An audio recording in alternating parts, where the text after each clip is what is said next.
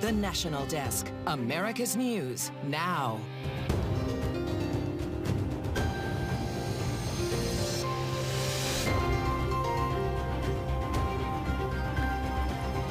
Game-changing drug. How many Alzheimer's patients will now be able to access the new treatment approved this week? We as a country still allow the sanctity of American guns to outweigh the sanctity of Americans' lives. America divided. The new research behind the growing opinions of guns in our nation. 40 million Americans that are going to be crushed by debt in just a few months. President Biden's backup plan to erase student loan debt after that landmark Supreme Court ruling. From the nation's capital, this is the National Desk, America's News Now. I'm Dee Dee Gatton. We're glad you're with us.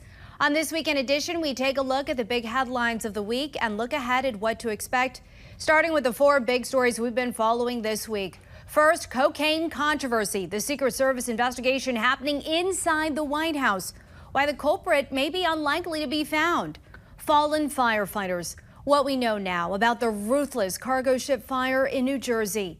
Missing man mystery no more. Where Houston police say a man not heard from since 2015 was the whole time.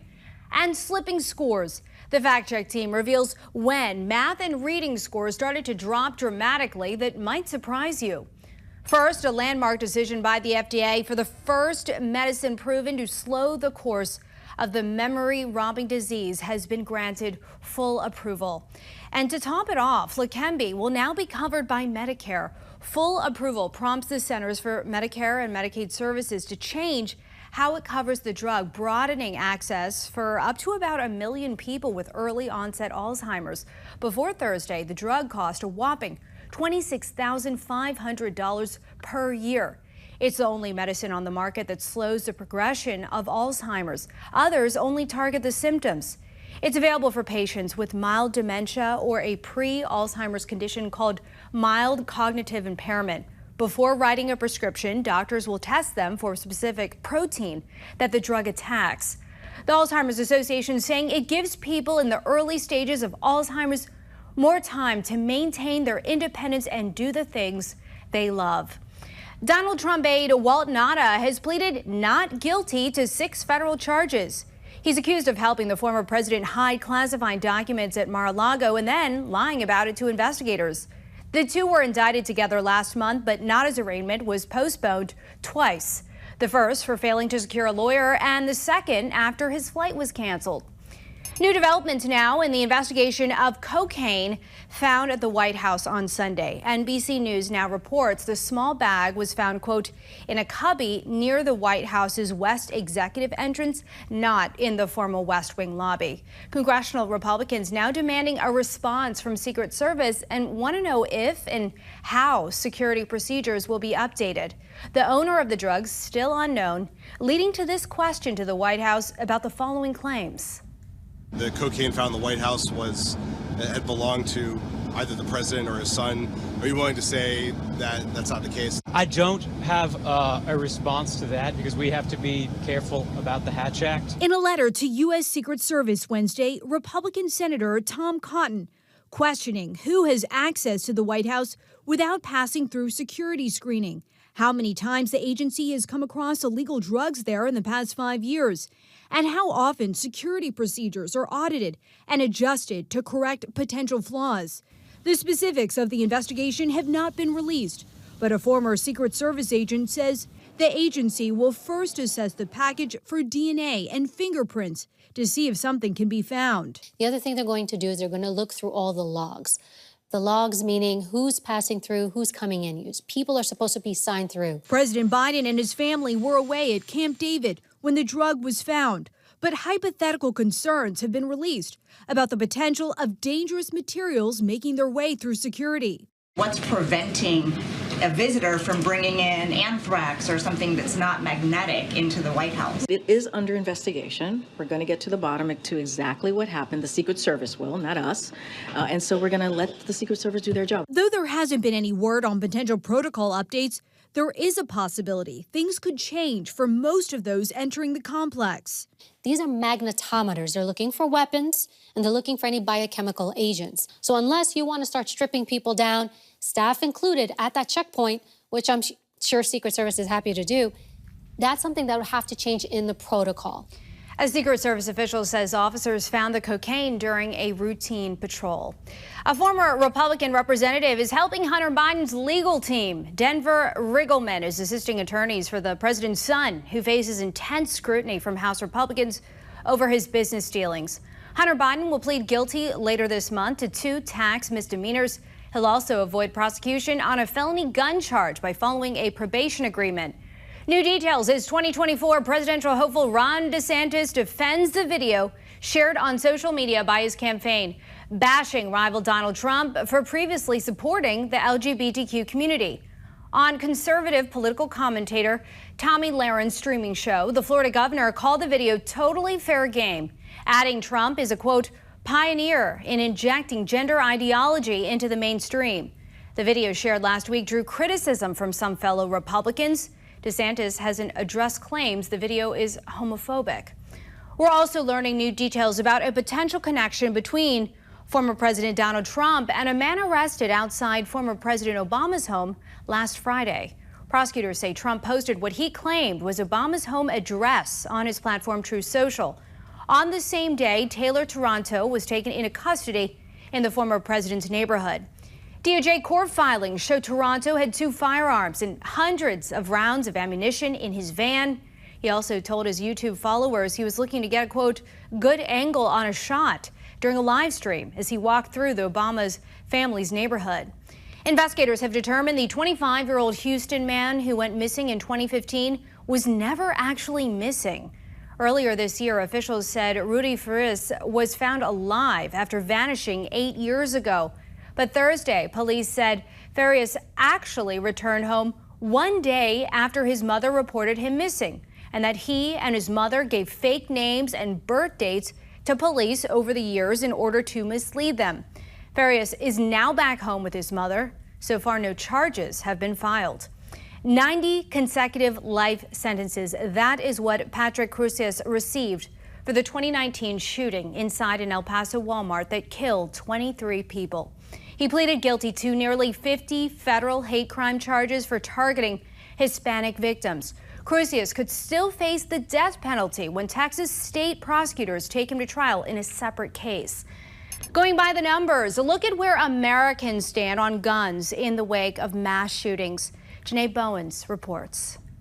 A new survey shows Americans are evenly split on whether gun ownership does more to increase or decrease safety. Now, this Pew Research survey was conducted last month before these recent shootings. 49% of Americans say gun ownership increases safety by allowing law-abiding citizens to protect themselves. But get this, 49% also say gun ownership reduces safety by giving too many people access to firearms and increasing misuse. Now, 81% of Democrats say gun violence is a very big national problem for the country, compared to 38% of Republicans who say the same. Now, this stark divide is being seen as lawmakers and political experts react to the recent mass shootings. We as a country still allow the sanctity of American guns to outweigh the sanctity of Americans' lives, and particularly Americans' children's lives, and that is something that we have to change. Guess what? Those bans don't actually work. He has to lock up these criminals. We now finally have a 5-year mandatory minimum for illegal possession of a firearm, but will they prosecute these individuals? Yeah, that's a question. Now, there is consensus when it comes to certain gun policies. 89% of Democrats and 88% of Republicans favor preventing people with mental illnesses from purchasing guns. And we should note, just last year, President Biden signed into law a bipartisan gun safety measure with a big emphasis on mental health. Now, back to that poll, it found a growing number of both Democrats and Republicans say violent crime is a major problem. Reporting for the National Desk, I'm Janae Bowens. Janae, thank you. New video to show you of that fire on a cargo ship that killed 2 firefighters and injured 5 others. On the left, you can see the thermal imaging, and on the right, the overhead video of the flames and the smoke. The fire started on the 10th deck of the ship while it was anchored at the Newark port Wednesday. 2 longtime veterans of the department died when they became trapped in the ship. The fire chief identifying them tonight as Wayne Brooks And Augusto Akabu, he says his department has never experienced a fire like that, and there will be extensive conversations with the port about safety going forward. New details. Ocean Gate, the owner of the submersible that imploded during a voyage to the Titanic, says it has suspended its exploration and commercial operations. It's believed the submersible imploded on descent, killing all 5 people on board, including the company's CEO. The Titan was about an hour and 45 minutes into a planned dive to reach the remains of the Titanic when it lost contact with its mothership last month. The U.S. Coast Guard is investigating. It's no secret that student test scores took a hit during the pandemic, but now new research reveals the dip may have started prior to 2020. The fact-check team digs into the new data. The National Assessment of Educational Progress recently released test scores. I'm with Courtney from the fact-check team. These results show math and reading scores among 13-year-olds have dropped dramatically. They're an all-time low, in fact, but there are other subjects that are seeing similar declines. Right, Eugene. This is the first report on 8th grade history and civics scores since the pandemic. Average civics scores declined by 2 points, while history scores dropped 5 points. But the average scores in 2022 weren't significantly different than they were in 1998 and 1994, which are the first years each of those tests were given. Now, student test scores have been dropping since way before the pandemic, but it did accelerate declines. Right. Education Secretary Miguel Cardona said that the results do show the impact the pandemic had on students, but he also pointed to something else, the perceived censorship of history teachers. He said that now isn't the time to limit what students learn in U.S. history and civics classes, and that, quote, banning history books and censoring educators from teaching these important subjects does our students a disservice and will move America in the wrong direction. Yeah, perceived or real, it's an interesting interpretation nonetheless. Courtney, thank you. For more on this fact-check team topic, including links to their sources, you want to scan the QR code on your screen or visit thenationaldesk.com. Looming rent increases are putting more Americans at risk of eviction. The Princeton University Eviction Lab reports evictions have been on the rise over the last 18 months as record inflation pushes housing costs higher and COVID-related assistance and eviction moratoriums expire. The group says the cities on your screen right here are seeing the sharpest increases in evictions. Houston is seeing a 50% rise, Dallas-Fort Worth, Texas seeing a 40% spike, and Columbus, Ohio experiencing a 20% jump. And those looking to switch from renting to buy could experience sticker shock. Look right here. A recent report from property data provider Adam shows prospective buyers in New York and California are facing the highest wage requirements to afford a median-priced home. The top 10 most expensive places to buy a home are marked right there. You see them. Buyers would need to earn between $200,000 to $383,000 annually to afford a home in those cities. Ahead here on the National Desk, America's News Now. Questionable timing. The homeless sweep in West Virginia just days before the state's premier summer festival. And 1 year later, a community still visibly in need of healing after a tornado.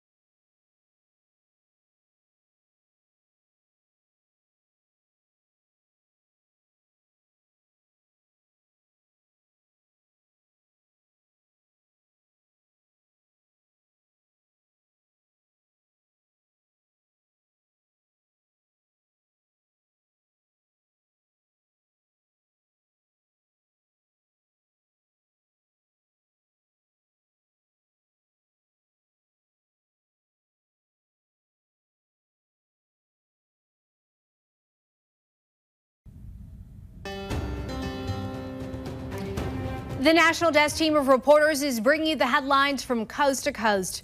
We're taking the pulse of America, starting in West Virginia, where Charleston officials are disputing claims a warrant sweep was timed to clear homeless residents ahead of the Charleston Stern Wheel Regatta. One by one, each defendant made their way up to the judge at the Charleston Municipal Court Wednesday afternoon. They've been in custody since June 29th, one day before the Charleston Stern Wheel Regatta. The issue was first publicly discussed at Monday's City Council meeting. This is now the second year in a row that in order to have its big party, that the city has undertaken an entire effort to disappear anyone that they don't want to see ahead of the regatta. Nearly 24 people in municipal court on trespassing and sleeping in public park charges. Outside the courthouse, Christian Lyon says he's unhoused and watched some of his friends get arrested last Thursday. I think it was wrong what they done. In America, you like to think that, this is a free country and you like to think you're safe walking down the street, whether you're homeless or not, whether you have money or not. In court, most defendants will be released from jail without having to pay a fine. Others will be sent to an outreach program. A police spokesperson says on the morning of June 29th, 2023, the Charleston Police Department conducted a warrant sweep for individuals with outstanding warrants. But during the warrant sweep, the spokesperson says officers saw others violating city ordinances, which were addressed at the time. In South Carolina, the state is seeing a rise in alligator attacks. Just this week, a 69-year-old woman was attacked and killed by an alligator in Beaufort County. There have now been 6 alligator-related deaths in South Carolina in the last 8 years. The State Department of Natural Resources stresses never feed alligators, avoid swimming in areas where they are known to swim, and always keep pets away from bodies of water. In Ohio, it has now been 1 year since an EF2 tornado hit Goshen Township, and the community is still rebuilding. Nearly 300 buildings were damaged, including the township's police station and government buildings. Repairs to police vehicles were finally completed just a few weeks ago. But Goshen's fire station is still unusable after a third of the building was lost in the disaster. Officials say it's remarkable no lives were lost that day. We're spared, and we are so thankful for that. Buildings can be replaced or rebuilt, cars can be repaired. We're so thankful that we didn't have any loss of life. Good point. Important message. Officials say right now they are looking at whether to repair the fire station or build a new one. Coming up next here on the National Desk, America's News Now. President Biden's backup plan to forgive student loans, the deep political divide, and the elimination of affirmative action. How Biden's next move could impact you. And cotton funds. Why thousands of taxpayers could be missing out on unclaimed cash.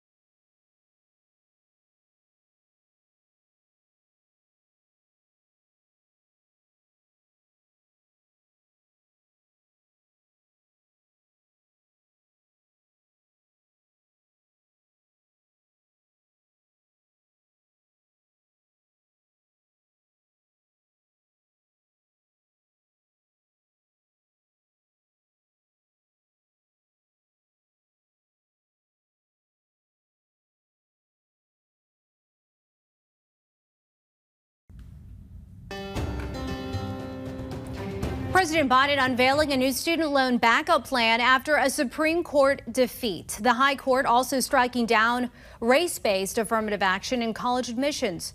For a look at the impact, the National Desk Scott Thuman sat down with D.C. insider Armstrong Williams to discuss how it could change things for you.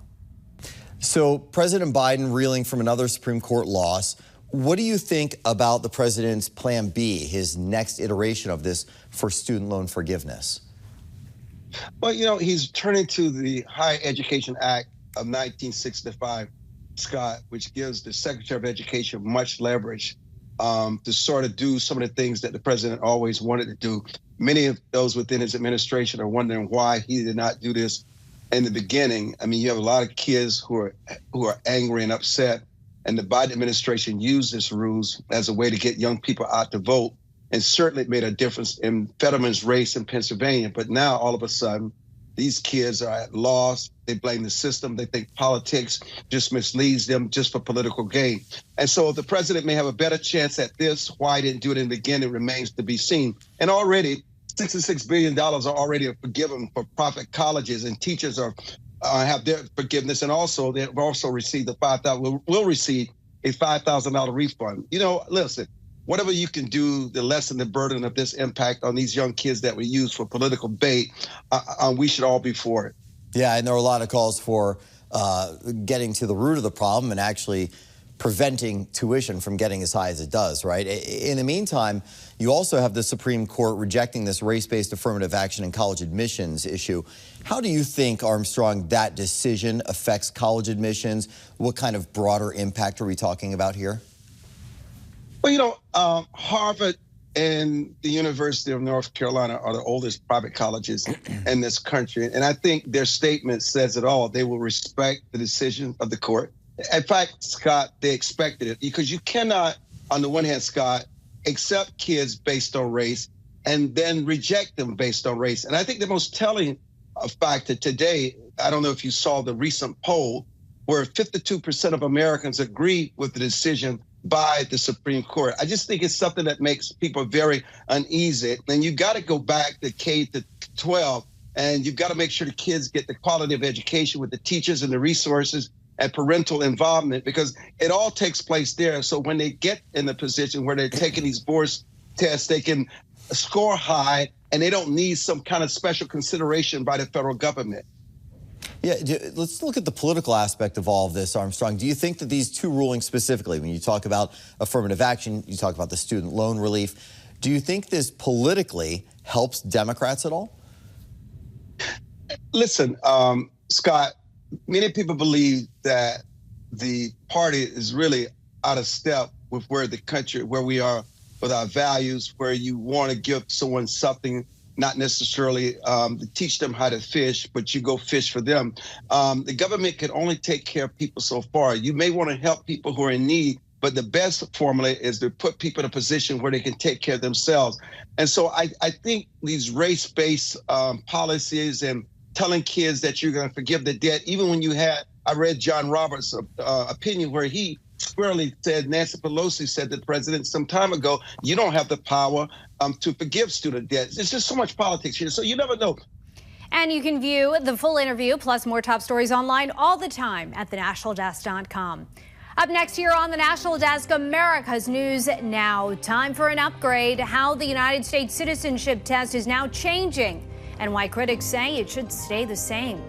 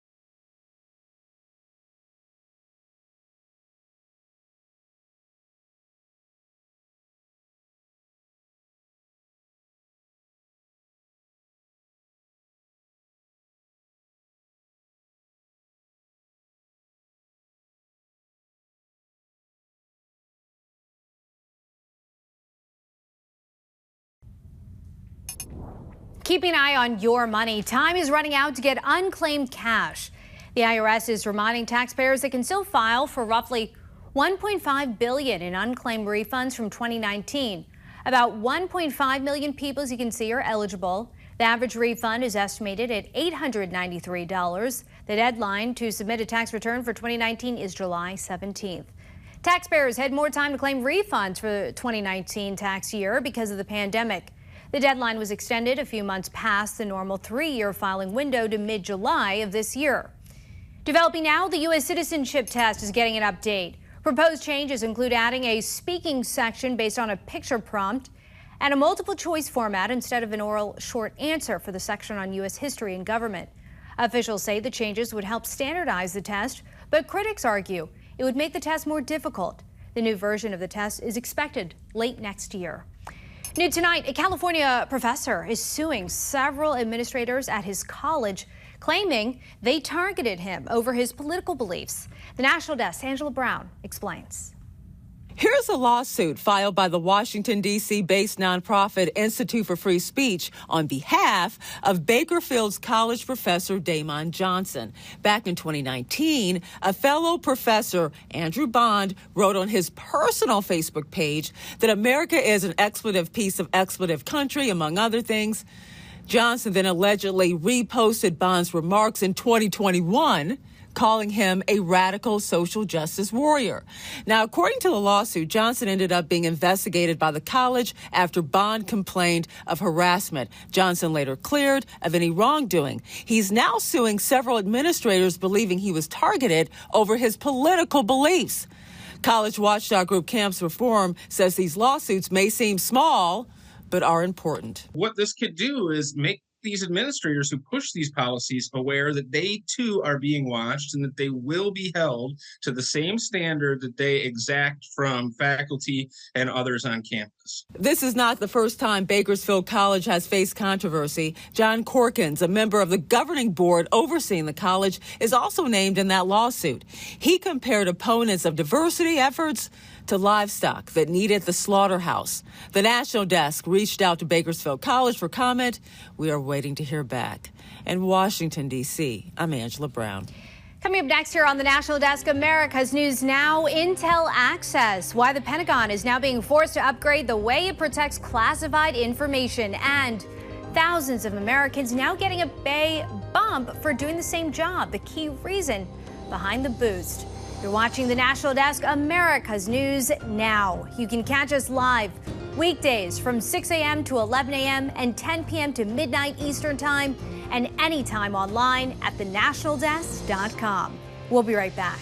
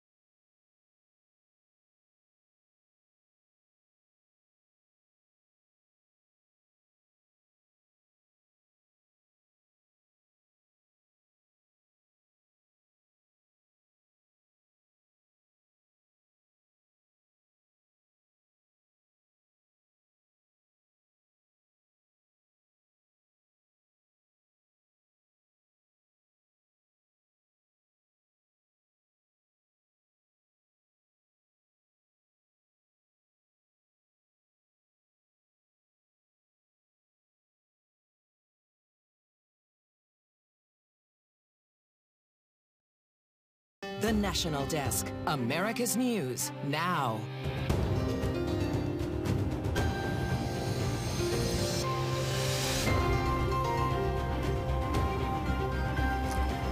Red versus blue, why more Americans are crossing state lines to feel more at home.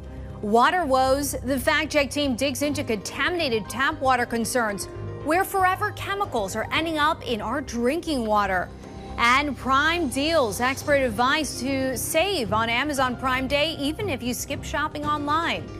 From the nation's capital, this is the National Desk, America's News Now. I'm Dee Dee Gatton, and the Pentagon is changing how it handles classified information.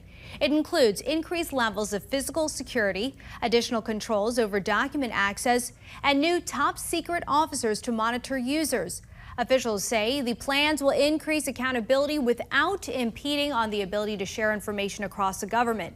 It comes after a member of the Air National Guard allegedly leaked hundreds of military secrets online. Jack Teixeira, the accused leaker, pleaded not guilty to federal charges last month.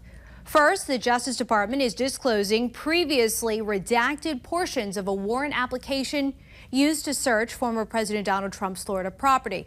Many of the paragraphs, including claims surveillance cameras inside Mar-a-Lago captured boxes being relocated days before the FBI visit with the help of Trump's aide Walt Nauta.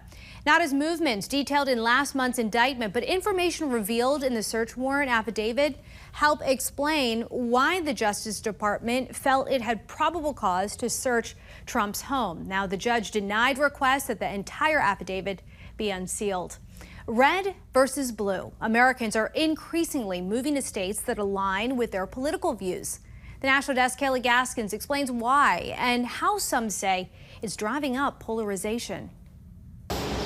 Republicans moving to red states. I mean, like the whole country wants to be here. Democrats moving to blue states. Happy Pride Month. Some people just would rather be in environments where they are not constantly in conflict with the people who live closest to them. Census data for 2022 shows Republican-led Texas and Florida gaining the most domestic migrants, while Democrat-controlled California and New York had the biggest losses. The numbers that I've seen suggest that there is an outflow from blue states to red states. Idaho also seeing an influx. I'm from Austin, Minnesota. Born and raised, Memphis, Tennessee. Seattle, Washington. Rounding out the top 10 states people are moving to. It's really chill compared to Washington. So far, I think the area is actually pretty beautiful. I love Boise. My mom doesn't like to hear it, but yes. Yeah, plan on staying for a while. There's even a movement in conservative-leaning Eastern Oregon to redraw state lines, allowing them to join Idaho. You have these two very different cultures in the state of Oregon that are sharing the same state and the same state government. And what that does is it causes friction, because as these two cultures are drifting further and further apart, they want less and less the same things. The economic impacts, hard to miss. The Southeast has 6 of the fastest growing states, boosting the region's income by $100 billion for 2020 and 2021 alone.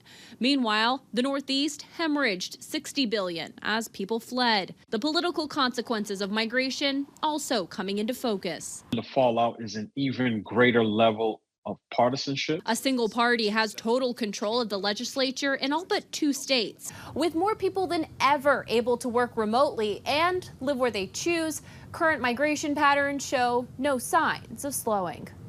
In Washington, I'm Kayla Gaskins for the National Desk, America's News Now.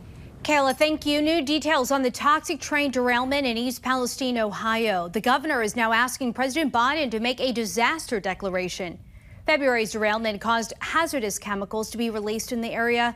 Governor Mike DeWine says a disaster proclamation would make sure the federal and state government can use all resources available to help the community. So far, the train company has reimbursed local residents in East Palestine's government for damages. To your money, a new poll from Bankrate asking 2,500 U.S. adults how much they would need to earn to feel financially secure. Look right here. Respondents say it would take an average of $233,000 a year. For comparison, the median full-time salary in 2021 was just over $56,000 a year, according to the U.S. Census Bureau.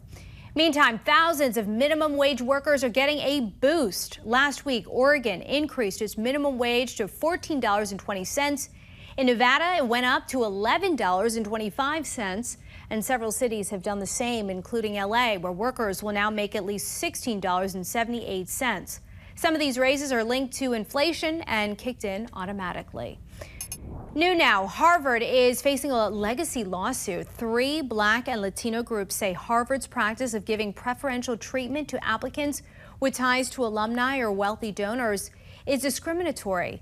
This comes just days after the Supreme Court restricted the use of race as a factor in college admissions. The new lawsuit claims 70% of so-called legacy applicants are white and receive a substantial boost based on their status. The university is not commenting on the new lawsuit. Residents in the states you see highlighted in red are more likely to smoke and smoke more cigarettes than people living in the rest of the nation. The states in the South and Midwest have about 21% of the U.S. population, but 28% of the nation's smokers. The research group Truth Initiative dubbed the state's tobacco nation and says smoking prevalence there is about 50% higher than the rest of the country. A brand new study could have you questioning your next sip of water or even the next time you brush your teeth. The National Desk Eugene Ramirez joining us now with the fact check team to explain. A new study shows toxic chemicals may be in as much as 45% of the country's drinking water right now. And with Janae from the Fact Check team, exposure to these chemicals can be dangerous, Janae, but who's most at risk? Well, Eugene, if you live in an urban area, you're more likely to be exposed to contaminated water. Now, the study from the U.S. Geological Survey shows those forever chemicals, or PFAS, were found in water samples from about 70% of urban areas and areas that have a known history of this type of contamination. So what's being done to reduce the contamination?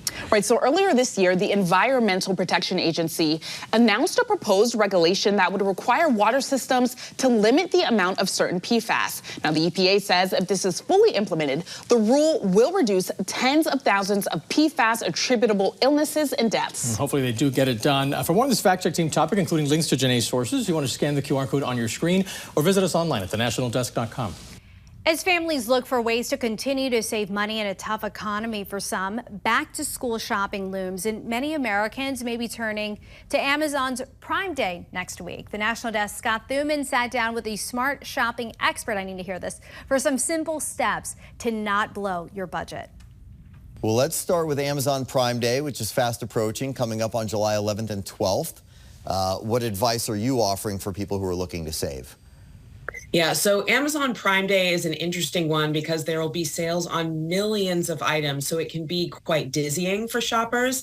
What I would suggest is to make a list of things that you are potentially looking for, but also some old favorites, because the deals will span across sort of Amazon tech items, and think about like Fire, Echo, Ring, but then also household essentials like paper towels. So it's a good time to save on all of those things. It's also going to be a good time to save on tech, things like laptops and TVs. And I'm seeing a lot of activity in the beauty category as well. So lots of deals out there on Amazon Prime Day. Yeah, it can be a bit overwhelming sometimes trying to sort through that. What about beyond Amazon? Are there some other options you're looking at right now?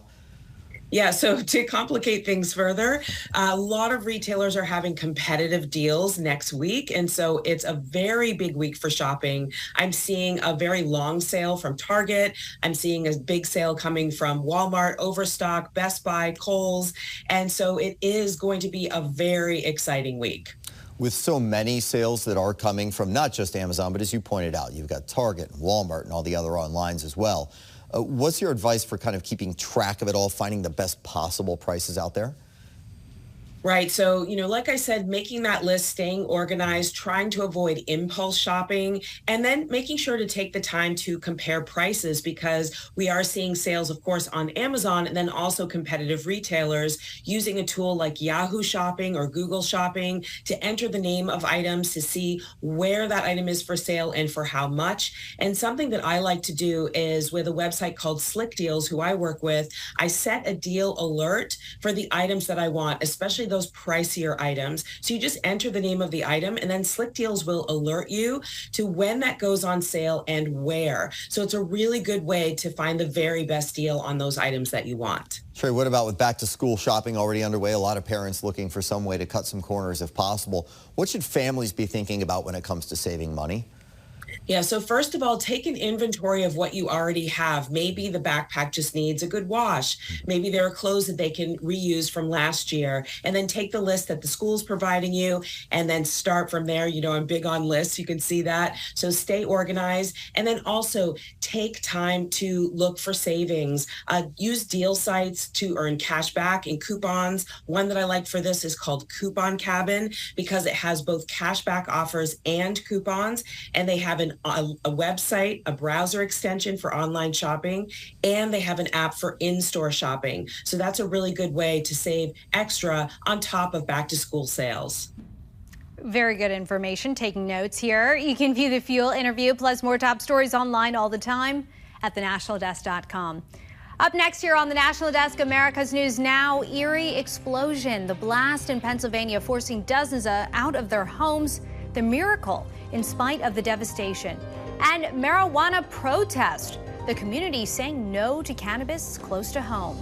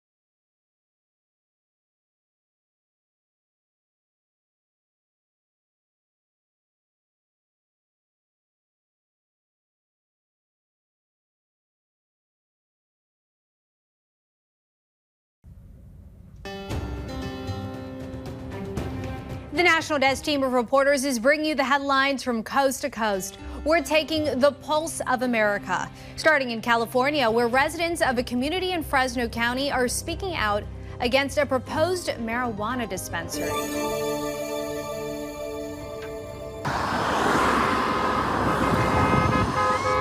Embark wants to put its second retail cannabis dispensary in Fresno on the 7300 block of North Blackstone in Pinedale. It would move into the Check into Cash building. This location right here, behind the building, 350 feet away, is the first house, residential houses. So it's too close to our community, and we don't want it in our area. Last week, Amparano and other Pinedale residents held a protest on Blackstone Avenue to let their neighbors know what's being proposed. Pinedale Elementary is only a few blocks away. During community meetings, Embark promised to give 1% of its income to Pinedale community projects. Amparano believes it would amount to $100,000. In a text to Fox 26 News, Embark CEO Lauren Carpenter stated, "We have been pleasantly surprised and grateful to have earned the support of more than 1,000 local residents and businesses so far, including hundreds from the Pinedale community. We will continue our proactive efforts to understand this community as we recognize how important it is to get it right." Now over to Pennsylvania, where a municipal building in Arapahoe Township exploded earlier this week. The township supervisor says an employee at the Public Works building alerted authorities after smelling propane in the building. That employee and 5 others quickly evacuated the building, and shortly after, an explosion destroyed the Public Works building and damaged another municipal building and nearby homes. Several families evacuated. They are now being helped by the Red Cross. In Kentucky, 29 coal-producing counties are receiving a total of $74 million from the state's coal severance tax fund. The money comes from state taxes on coal. Some of those counties are still recovering from flooding and tornado damage, and the governor says the money will help their recovery efforts. What it means for these communities is transformational. Some of them are getting $1 million, $2 million, even $3 million more than last year. And after the flooding, or in the West after the tornadoes, the need for those dollars has never been greater. Governor Beshear says this year's coal severance payout is the largest in 10 years, double what it was last year. Still to come, our team of correspondents breaking down this week in Washington, from cocaine found in the White House to the Federal Reserve warning of a looming recession. It's coming up next in 90 seconds.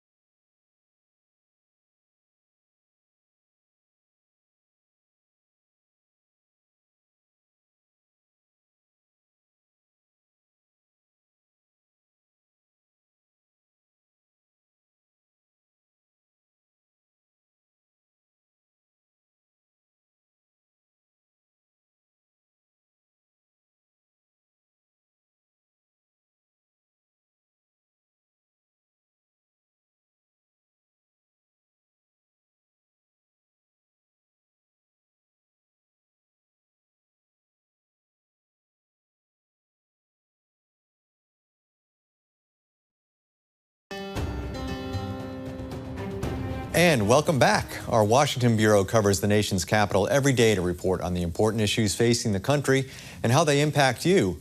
The Bureau's correspondents are here with their insights and the stories they've been covering.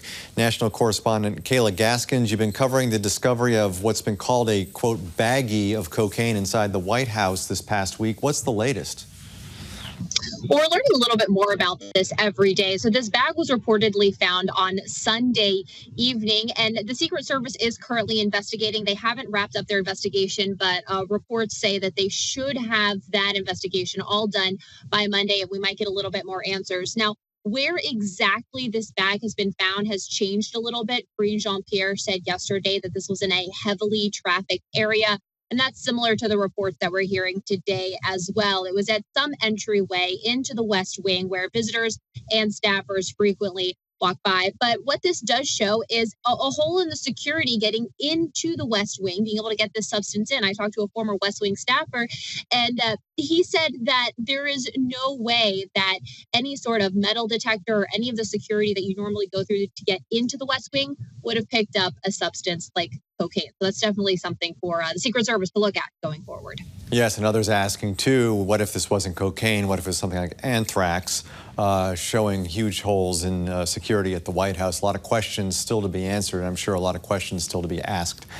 National correspondent Audra Elnishar, President Biden continuing to travel the country touting his economic accomplishments, but the Federal Reserve warning of a looming recession. Tell us a little bit more about that. Right. So a few months back, we saw that staff economists at the Federal Reserve were predicting that later this year, there would be the beginning of a mild recession, one that would not take very long to recover from, but one that some say is inevitable given the Federal Reserve's policy tightening in their fight against inflation. Now, this week, we got a fresh batch of Fed meeting minutes, detailed notes of everything the Fed and their members and staff economists talk about when they meet before those interest rate hikes are rolled out. And in it did hold on to that baseline projection of a mild recession, though it pushed the timeline back a bit and said now a scenario that's almost as likely is that there isn't a recession. Why? The resilient labor market and thriving consumer spending. It's really hard to picture a recession or one that impacts most households when there's resilient job growth. There's still far more open jobs than there are people looking for work. And it may just be a recession in name only, one that folks don't even realize is happening. Of course, front-facing members of the Fed, folks like Jerome Powell, are very hesitant to make any firm projections or predictions because they want to be able to stay on their toes and make policy decisions based on what the moment calls for. But it is showing a reflection of perhaps some confidence in the Fed.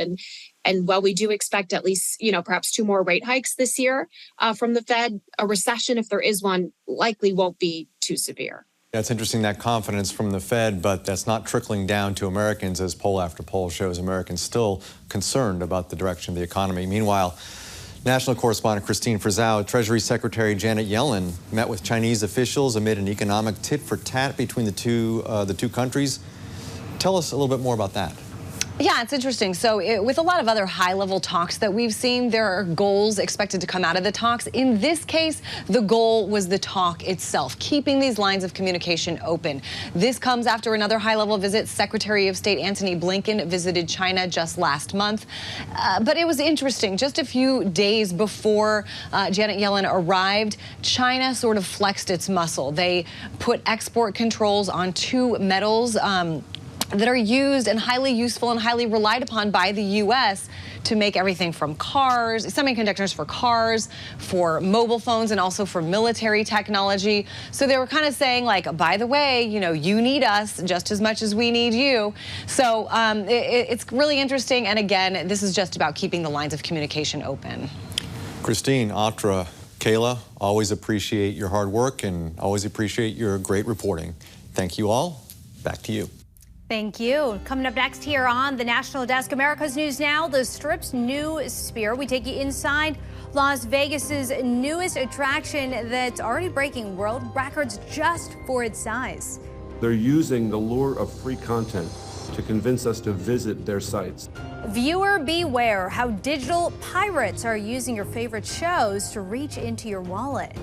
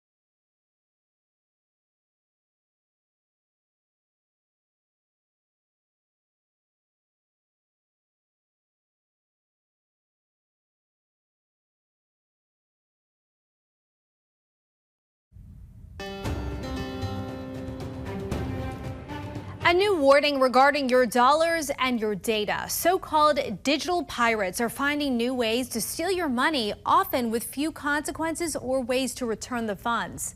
The National Desk, Christine Frizzau, breaks down the alarming scam.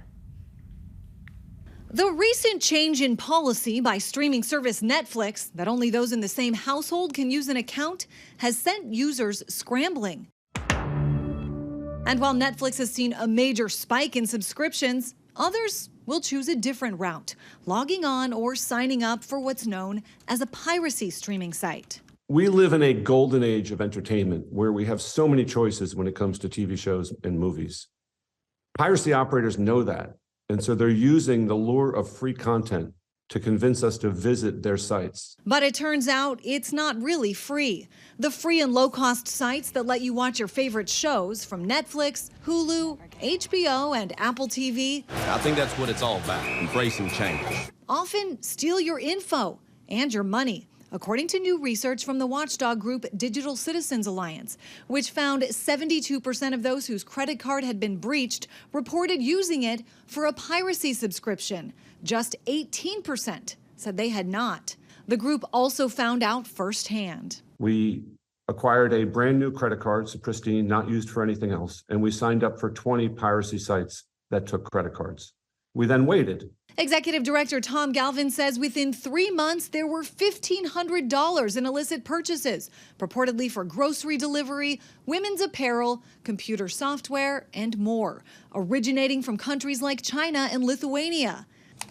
Meanwhile, the groups behind the sites are cashing in, raking in more than $2 billion, both from advertising revenue and the low-cost subscriptions, plus those credit card purchases, and in many cases, being paid by hackers to install malware on people's computers. The warnings come despite a law passed by Congress in 2020 called the Protecting Lawful Streaming Act. While it significantly increases criminal penalties for those who illegally stream copyrighted material for financial gain, critics say it needs to be far more aggressively enforced. In Washington, I'm Christine Frizzau.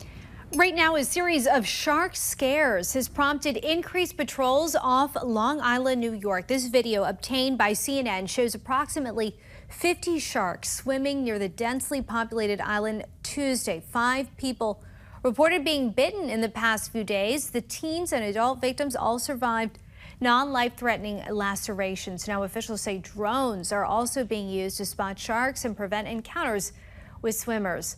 The first of its kind Las Vegas Sphere putting on a show for the public. This is time-lapse video of the first full official dazzling display of the sphere. The exterior, known as the exosphere, is made up of 580,000 fully programmable LED panels. I'm getting dizzy, but it looks amazing. U2 will host the first shows of the sphere in September. And it's not just the exterior of the sphere that's impressive. Our station in Vegas got a peek inside as the sphere was under construction. It'll showcase all kinds of entertainment with audience members surrounded by 4 acres of high-resolution video screens. The venue seats more than 17,000 people. Looks fantastic. Legendary band The Eagles will kick off their final tour, The Long Goodbye, in September. The initial 13 stops announced include stops in Atlanta, Cleveland, and Denver, culminating in St. Paul, Minnesota in November. You won't want to get to the shows late, though. Fellow Rock and Roll Hall of Famers Steely Dan will be the special opening act. Tickets go on sale July 14th. And that's going to do it for us on the weekend edition of the National Desk, America's News Now. Don't forget, you can catch us live from 6 a.m. to 9 a.m. and 10 p.m. to midnight Eastern Time. Check your local listings. You can also watch us online and catch up with the latest headlines on thenationaldesk.com. Thanks for watching. Have a great weekend, and we'll see you back here next week.